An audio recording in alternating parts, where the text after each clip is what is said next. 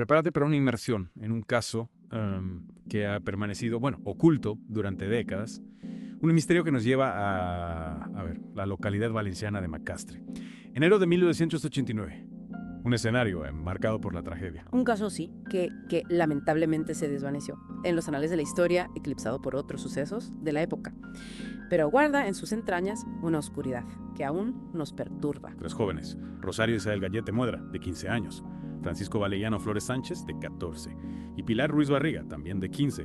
Desaparecieron en la noche del 14 de enero. Provenían de familias humildes de Benimamet, con vidas, difíciles, marcadas por la precariedad y el abandono. Encontraban refugio en las calles. En el Parque de Camales, donde desgraciadamente el consumo de drogas, especialmente el benzol, se convirtió en una triste realidad. El benzol, la llamada droga de los pobres, era una lacra en aquellos años. Un escape efímero y accesible que les permitía olvidar, aunque fuera por un instante, las dificultades que la vida les imponía. Sus familias acostumbradas a sus ausencias no se alarmaron de inmediato, pero a medida que los días se convertían en semanas, la angustia comenzó a crecer. Hasta que el 19 de enero un agricultor que se dirigía a su caseta de labranza, en la partida de Cuerna, en Macastre, se topó con una escena que le helaría la sangre. El cuerpo sin vida de Rosario yacía sobre una cama en la caseta. La cremallera de sus pantalones estaba parcialmente bajada, y se encontraron rastros de sangre en la zona genital, junto a un líquido blanquecino que en un primer momento se pensó que podía ser semen. Este detalle, que nunca pudo ser confirmado, alimentó todo tipo de especulaciones. Un hallazgo terrible. Debió despertar una gran conmoción. ¿Qué reveló la autopsia? La autopsia lamentablemente no pudo determinar la causa de la muerte de Rosario. La ausencia de signos de violencia, junto a su historial de consumo de drogas, llevó a los investigadores a considerar la sobredosis como la hipótesis principal. Sin embargo, la incertidumbre se cernía sobre el caso. La agonizante espera por respuestas continuó durante 77 días. El 8 de abril, la tragedia volvía a golpear, esta vez en un terraplén a escasos 400 metros de la caseta donde se encontró a Rosario. Un agricultor que buscaba espárragos se topó con el cuerpo sin vida de Francisco entre los arbustos. Al igual que Rosario, yacía en una posición peculiar, boca abajo, cubierto con un plástico, como si alguien hubiera intentado ocultarlo rápidamente. A su lado, una vela partida en dos. Un detalle que adquirió un cariz aún más extraño al descubrirse velas idénticas en la caseta donde se halló a Rosario. Casualidad. O un macabro mensaje. Cerca del cuerpo también se encontró un pico con pelos adheridos. Se investigó si pudo ser el arma homicida. A pesar de que la autopsia no reveló signos claros de violencia, en el cuerpo de Francisco, la presencia del pico, junto a la posición del cuerpo y el plástico que lo cubría, planteaba serias dudas. La falta de lesiones concluyentes en Francisco dificultó la investigación, pero la posibilidad de que el pico hubiera sido utilizado para someterlo o amenazarlo no se pudo descartar. La incertidumbre continuaba envolviendo el caso. 2 jóvenes fallecidos, un tercero desaparecido y un sinfín de preguntas sin respuesta. El caso Macastre se convertía en un laberinto de misterio y dolor. ¿Qué sabemos de Pilar, la joven que seguía desaparecida? A diferencia de Rosario y Francisco, que solían pasar la noche en una casa en ruinas cerca del Parque de Camales, Pilar tenía un vínculo especial con la zona de Catadao. Su padre era natural de allí. Y los 3 amigos habían acampado en varias ocasiones en los alrededores. De hecho, el día de su desaparición se dirigían precisamente a Catadao en autobús. Se investigó si su viaje a Catadao podía estar relacionado con la tragedia. Por supuesto, se barajó la posibilidad de que hubieran quedado con alguien allí o que se hubieran visto envueltos en algún tipo de problema. La Guardia Civil interrogó a vecinos y conocidos de la zona, pero las pistas eran escasas. La angustia por el paradero de Pilar aumentaba con cada día que pasaba. El 26 de mayo, casi 4 meses después de la desaparición de los jóvenes, la pesadilla se hacía realidad. Un grupo de niños que jugaban cerca de un canal de riego en Turís, una localidad cercana a Macastre, hacían un descubrimiento que los marcaría para siempre: el cuerpo sin vida de Pilar. Pero a diferencia de los cuerpos de Rosario y Francisco, el de Pilar presentaba una escena mucho más brutal. Le faltaba la mano izquierda y el pie derecho, y su rostro estaba terriblemente desfigurado. La autopsia reveló que el pie había sido seccionado con una motosierra. La violencia con la que se cometió este crimen nos alejaba definitivamente de la hipótesis de la sobredosis. Estábamos ante un escenario mucho más siniestro. Un detalle escalofriante que añade una nueva capa de misterio al caso. Y la historia aún nos guardaba una sorpresa más. Efectivamente. Un mes antes del hallazgo del cuerpo de Pilar, el 27 de enero, una ciudadana encontró en la calle Alcácer de Valencia un pie seccionado, envuelto en papel de periódico. Las investigaciones posteriores al descubrimiento de Pilar confirmaron sin ninguna duda que ese pie le pertenecía. ¿Cómo llegó el pie de Pilar a Valencia? Fue un macabro mensaje, un intento de despistar a la policía.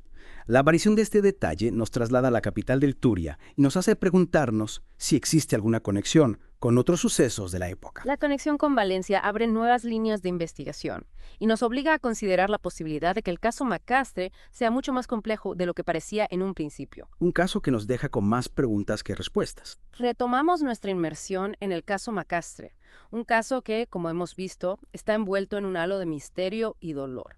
La brutalidad del crimen y la falta de respuestas nos conducen a un territorio de sombras donde la verdad parece escurrirse entre los dedos. Tras el hallazgo de los cuerpos, la Guardia Civil se volcó en la búsqueda de respuestas. ¿Qué camino siguieron los investigadores? ¿Hubo algún sospechoso principal? Las primeras pesquisas se centraron en el entorno de los jóvenes. Familiares, amigos, conocidos del Parque de Camales. Se buscaba cualquier indicio que arrojara luz sobre sus últimos movimientos. Posibles enemigos. Deudas que pudieran haber desencadenado la tragedia, pero el hermetismo del mundo marginal en el que se movían los jóvenes, sumado al estigma social que rodeaba a la drogadicción, dificultó la colaboración ciudadana. Muchos testigos, por miedo o desinterés, optaron por guardar silencio. Un silencio que sin duda entorpeció la investigación. Sin embargo, un testimonio en particular parecía prometedor. Una persona afirmó haber visto a Rosario y Pilar en el bar Catadao el día de su desaparición, hablando con un hombre de mediana edad conocido como Miguelo. Incluso se dijo que Miguelo invitó a Rosario a un refresco. Efectivamente. La Guardia Civil, tras obtener una descripción del sospechoso, no tardó en identificarlo y localizarlo. Miguelo era un jornalero, un hombre solitario y reservado que vivía cerca de la casa en ruinas, donde los jóvenes solían pasar la noche. La proximidad de su domicilio con el lugar que frecuentaban las víctimas convertía a Miguelo en un sospechoso inmediato. ¿Cuál fue su versión de los hechos? Miguelo, en un principio, se mostró reacio a colaborar, pero finalmente fue conducido al juzgado. Allí reconoció conocer a los jóvenes, pero negó categóricamente haberles invitado a nada.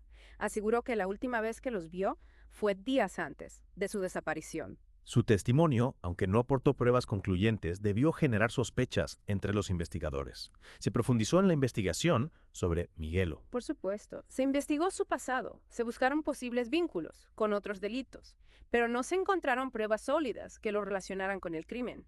La falta de evidencias y la negativa de Miguelo llevaron a la Guardia Civil a descartarlo, al menos de forma oficial, como autor del crimen. Sin embargo, la investigación no se limitó a Miguelo. Mencionaste antes una llamada anónima que apuntaba a otro posible culpable. ¿Puedes contarnos más sobre esta pista? El 6 de mayo, una llamada al teléfono de la droga, una línea telefónica habilitada para recibir información anónima sobre tráfico de estupefacientes, alertaba sobre la localización del cadáver de Pilar, aún sin encontrar, y señalaba como responsable a un drogadicto de Valencia, conocido como Huichita. ¿Qué sabemos de este Huichita? Se pudo comprobar la veracidad de la información proporcionada por la llamada anónima. Huichita era un hombre con un largo historial de adicción a las drogas. Tras ser localizado e interrogado, negó cualquier implicación en el crimen. Admitió conocer Macastre, pero aseguró no haber estado en la zona desde 1973, mucho antes de la desaparición de los jóvenes. Su coartada entonces parecía sólida. En apariencia, sí. Sin embargo, la policía sospechó que la llamada anónima podría ser una trampa, un intento de desviar la atención hacia un cabeza de turco. Un detalle que alimentó estas sospechas fue que no se llevó a cabo ninguna investigación en el lugar indicado por la llamada anónima para la ubicación del cuerpo de Pilar. Dos sospechosos, Miguelo y Huichita, y ninguna prueba concluyente que los vincule al crimen. Parece que la investigación del caso Macastre se encontraba en un punto muerto. Efectivamente, a pesar de los esfuerzos de la Guardia Civil, las pistas se fueron diluyendo, las hipótesis se desvanecieron. Y el caso quedó archivado sin resolver, un final frustrante para un crimen que aún hoy sigue clamando justicia. La falta de un culpable, claro. La ausencia de un monstruo al que señalar. La invisibilización de las víctimas por su condición social y sus problemas de drogadicción. Todos estos factores contribuyeron a que el caso se desvaneciera en el olvido.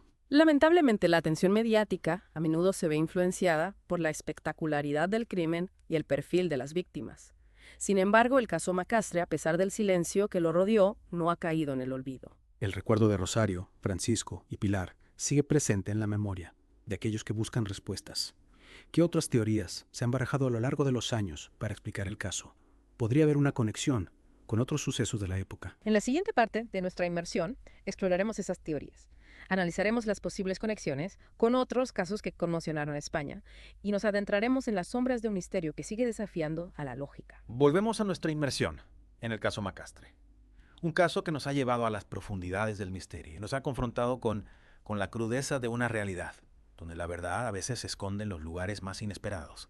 En esta última parte exploraremos las posibles conexiones con otros casos que conmocionaron a España, buscando respuestas en las sombras que aún envuelven este terrible suceso. El caso Macastre, como hemos visto, comparte ciertas similitudes con otros crímenes de la época, especialmente con uno que causó una gran conmoción en la sociedad española, el caso Alcácer. La sombra de Alcácer se cierne sobre el caso Macastre, alimentando especulaciones y teorías.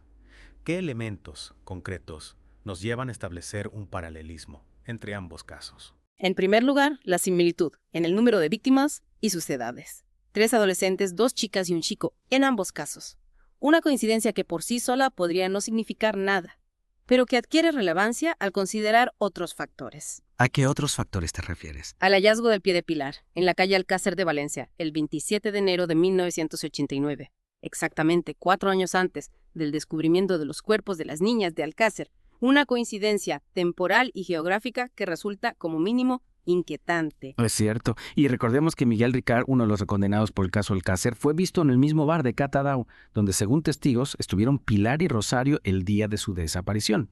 Podría ser esta, una simple casualidad, o un indicio de algo más. Durante el juicio por el caso Alcácer se le preguntó a Ricard si tenía alguna relación con el caso Macastre, si había estado en la zona con la Guardia Civil durante la búsqueda de Antonio Anglés. ¿Y cuál fue su respuesta? Ricard negó rotundamente cualquier implicación en el caso Macastre. Sin embargo, la coincidencia de su presencia en el mismo bar años después deja abierta la puerta a la especulación. Pudo haber algún tipo de conexión entre ambos casos. La falta de pruebas concluyentes nos impide afirmarlo con certeza, pero la duda persiste. Más allá del caso Alcácer, se han barajado otras teorías para explicar el caso Macastre. Se ha especulado con la posibilidad de que los jóvenes fueran víctimas de una red de tráfico de drogas o de un ajuste de cuentas entre bandas rivales. También se ha planteado la hipótesis de un crimen ritual, debido a la hazaña con la que fue tratado el cuerpo de Pilar, especialmente la mutilación de su rostro y la sección del pie, con una motosierra. Un acto brutal que nos hace pensar en la mente criminal detrás de este terrible suceso. Sin embargo, a pesar de las múltiples teorías e hipótesis, la falta de pruebas contundentes y el paso del tiempo han convertido el caso Macastre en un enigma casi irresoluble. Un caso que nos recuerda la fragilidad de la vida y la oscuridad que puede ocultarse en los rincones más inesperados. Un caso que, a pesar de las sombras, nos invita a reflexionar sobre la importancia de la memoria, de no olvidar a las víctimas, de seguir buscando respuestas aunque éstas parezcan imposibles de encontrar. Porque la verdad, aunque a veces se oculte tras un velo de misterio, siempre merece ser buscada. Y en el caso Macastre, aún quedan muchas preguntas sin respuesta, muchos cabos sueltos que esperan ser atados. Tal vez algún día la verdad salga a la luz y se haga justicia para Rosario, Francisco y Pilar. Hasta entonces su recuerdo permanecerá vivo y el caso Macastre seguirá siendo un recordatorio de la oscuridad que puede acechar en las sombras. Con esta reflexión cerramos nuestra inmersión en el caso Macastre. Un caso que nos ha llevado a las profundidades del misterio y nos ha confrontado con la crudeza de una realidad donde la verdad a veces se escurre entre los dedos, dejándonos con la necesidad imperiosa de seguir buscando respuestas, de no olvidar a las víctimas y de mantener viva la esperanza de que algún día la justicia prevalezca.